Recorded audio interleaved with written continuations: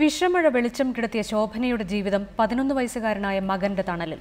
Endosulfan വിഷമഴ പെയ്തിറങ്ങിയ Pullur പെരിയയിലെ കോളോത്തെ ഈ ദുരിത കുടുംബത്തെ കണ്ടറിയാൻ ഇതുവരെ ആരും എത്തിയിട്ടില്ല.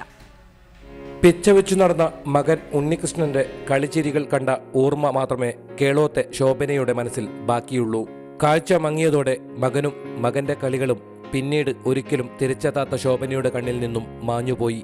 മകന് 3 മാസം പ്രായമുള്ളപ്പോൾ ഭർത്താവും ഉപേക്ഷിച്ചു പോയതോടെ ശോഭനയും മകൻ ഉണ്ണികൃഷ്ണനും ജീവിതത്തിൽ തനിച്ചായി. പൂർണ്ണമായും കാഴ്ച നഷ്ടപ്പെട്ട ശോഭനയെ എൻഡോസൾഫാൻ പട്ടികയിൽ ഉൾപ്പെടുത്തിയിട്ടുണ്ടെങ്കിലും സഹായധനമൊന്നും ലഭിച്ചിട്ടില്ലെന്ന് ഇവർ പറയുന്നു. രാവിലെ ചായയെല്ലാം വെച്ചുകൊടുക്കും, അമ്മയുടെ കയ്യിലും പിടിച്ച് പോകുന്നു.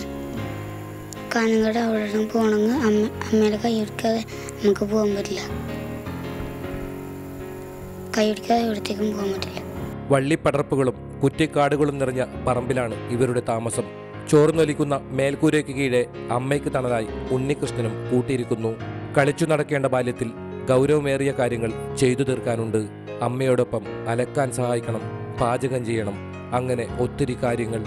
രാമണീശ്വരം ഹയർ സെക്കൻഡറി സ്കൂളിലെ 7ാം തരം വിദ്യാർത്ഥിയാണ് ഉണ്ണികൃഷ്ണൻ. നിറമുള്ള സ്വപ്നങ്ങളുമായി ജീവിക്കേണ്ട ബാല്യം ഉടയാതിരിക്കണമെങ്കിൽ ഉണ്ണികൃഷ്ണന് തണലൊരുങ്ങണം. ഇരുട്ടുപടർന്ന ശോഭനയുടെ കണ്ണുകളിൽ ഇത്തിരി വെളിച്ചമെങ്കിലും എത്തണം. എല്ലാറ്റിലുമായി ആരെങ്കിലും എത്തുമെന്ന പ്രതീക്ഷ മാത്രമാണ് ഇവരെ മുന്നോട്ട് നയിക്കുന്നത്. റിപ്പോർട്ടർ, കാസർഗോഡ്.